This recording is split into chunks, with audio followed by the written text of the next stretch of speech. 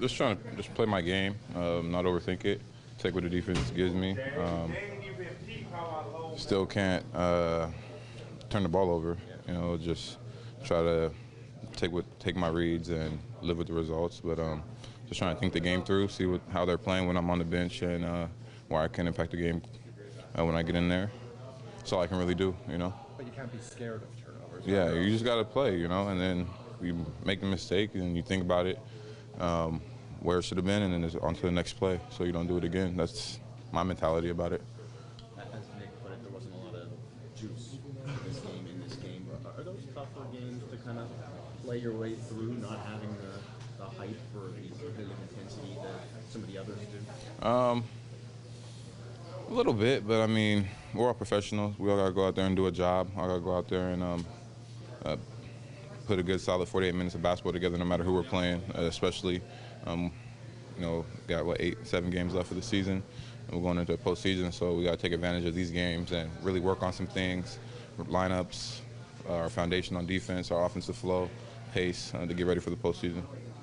Nick has talked about kind of using this time, as you mentioned, to get a look at different guys, different lineups, still with the playoff rotation in mind and some of those spots up for grabs. How much is that on your mind going into these games, looking to make an impression? It's not. Just go out there and play.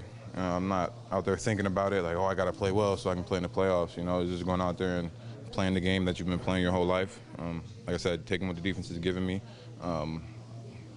getting to my spots and living with the results, playing off my teammates, playing the right way. That's mainly what's going to help you. You can't think about it. You just got to go out there and play the right way, and everything else will fall where it should. What have you seen from McCaw? He's a champion, man. He knows how to play the game. He knows how to not, make mistakes. He knows how to just be a good basketball player. He's very talented. He's only going to continue to get better with more opportunity. Norm has had a couple good games here. Nick has been talking about consistency being key for him. How much have you seen that develop as the season has gone on, him becoming more? I think when Norm just plays and just tries not to force, and I think when he lets things come to him, he's really good. When he gets downhill, when he's going to be aggressive, he's really talented. And his jump shot his 3 balls falling right now, so it makes the game a lot easier for him. Just about him staying confident and making sure he doesn't try to do too much. And I think he can do a lot, but in the situations that he's in, he's so good to just go downhill. How many people can stop that and no one's going to block his 3? Having the same lineup, second game in a row, a little bit rare this year. How does that consistency help you guys at this point in the season? We need it right now, but we got to continue to get better.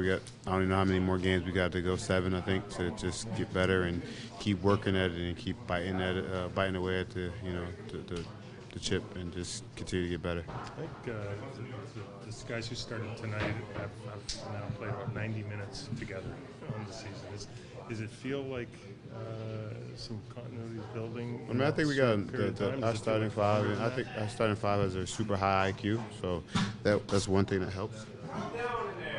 That's one thing that helps us, and I think that's big. And long term, you're going to get some continuity, but I think with the IQ and everyone just feeling each other out, it's going to help. When you're going like the first 6-7 minutes you were on tonight, it was ball was moving, lots of assists. The second shift after halftime was a little less precise, I guess would be the way to put it. Do you get something out of each of those sessions? Not really. I think we got to just stay focused. You're saying you're less focused in the second half? I think we got to just continue to stay focused all the way through. What's the matter? Somewhat uninspiring game, not really at an intensity level that a lot can be learned from. You're right, Doug. It wasn't a lot of juice in the game tonight. I don't know. We got to play him though, don't we? Got to play him, and we got to. Did I see anything? That said, did you see anything that you liked or disliked? Kind of like Patrick McCaw tonight, right? I kind of like Serge's energy and influence in the game. Thought Norm had a decent game. That's about it. That's about it. Huh? OG, did you hear Yeah, he's fine. He passed the concussion protocol. I think they've got to redo it again tomorrow, but so far so good. Does he have to talk when they do a concussion protocol? Pardon me? Does he have to talk. I was just getting ready to say I don't really know what the exact concussion protocol is, and I was thinking I should maybe learn what it is. So maybe next time I'll between now and the next time I see you, Steve, I'll learn what the concussion protocol is.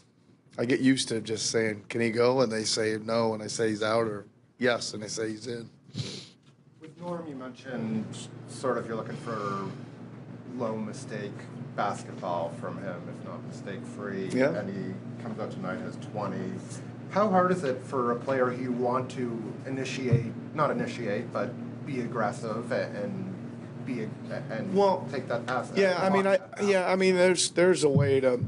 I mean, when you're aggressive, you're going to make a few mistakes, right? That's when you have the ball a lot, when you're handling and when you're trying to make plays, you're going to make some mistakes. So there is a line you got to ride between overdoing it, right, and playing too passive.